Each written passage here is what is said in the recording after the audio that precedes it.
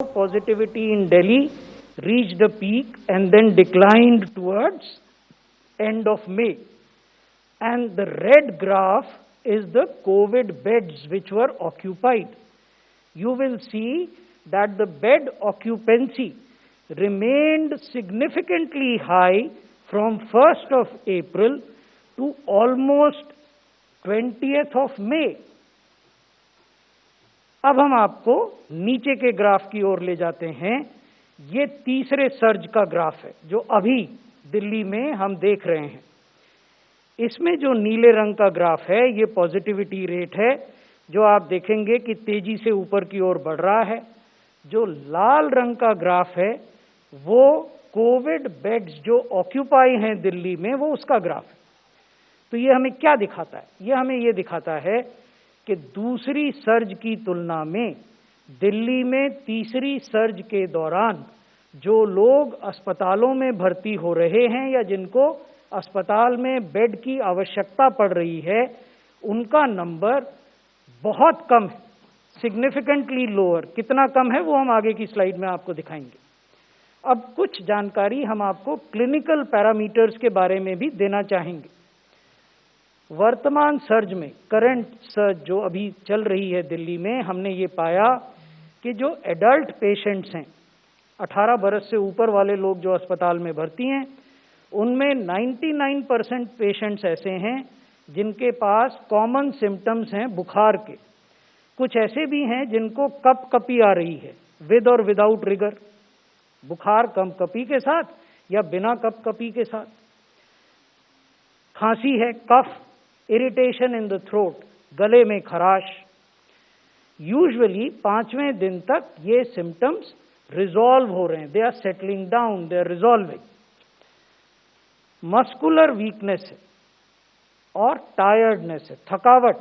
तो ये सिम्टम्स हैं जो हम इस सर्ज में दिल्ली में देख रहे हैं। हमारा मानना है पूरे देश में देख रहे हैं, लेकिन क्योंकि ये आंकड़े हमारे पास थे और हर दिन के थे तो इसलिए ये हम आपसे साझा कर रहे हैं।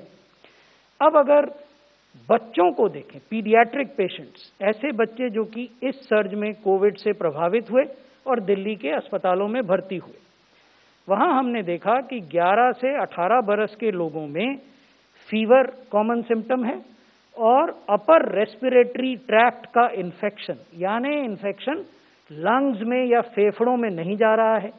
इन बच्चों के केस में दिल्ली में हमने ये पाया।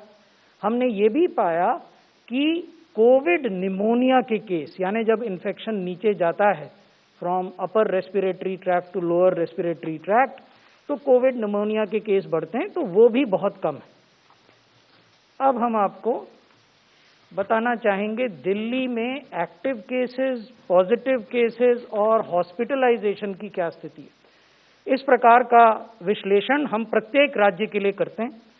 आने वाले दिनों में हम अन्य राज्यों की जानकारी भी आपको दिखाएंगे, लेकिन दिल्ली क्योंकि एक कॉस्मोपॉलिटन ज्योग्राफी है, देश की राजधानी है, दिल्ली में जो होता है उस पर सबकी नज़र और निगाह रहती है, इसलिए हम आपको दिखाना चाहते थे। इसमें 2 तरह के ग्राफ हैं।